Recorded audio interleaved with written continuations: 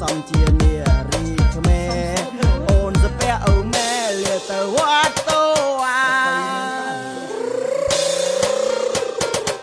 អូនស្អាតខ្លាំងណាស់អត់បលងស្នេហ៍ជាពាក់សំសួនជានារីខ្មែរចេះគោរពចាស់ទុំជាគេដំណែស្រីស្រីស្អាតទៀតគឺមិនចេះទេស្រីដូចជាមេទៅហៅថាស្រីស្រីស្រីស្រីខ្មែរ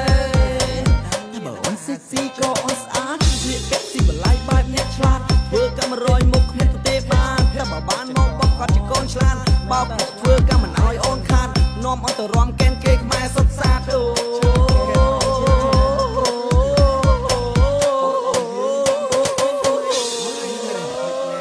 សុំកេនម្ដងទៀតមកបង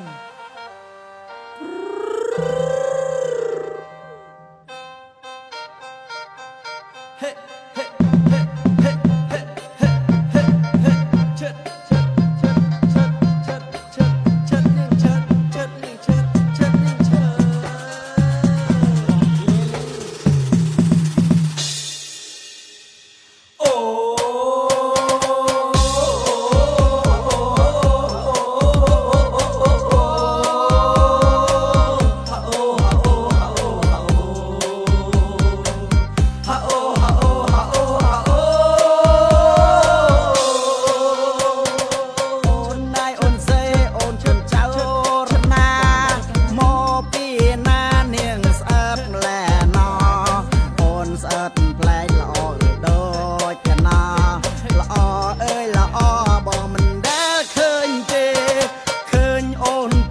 បងចង់បានជាគូ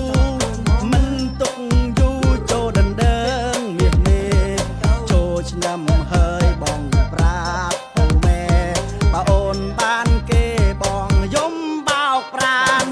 អូនរំកែនសំល្អអស្ចារ្យមើលជីវ៉ាអូនរំសំជាងគេ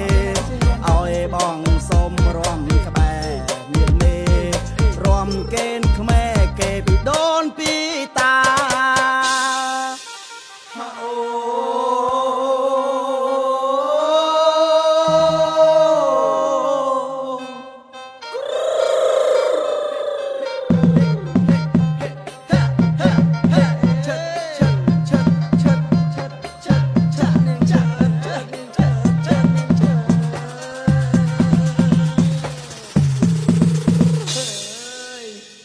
ចប់បាន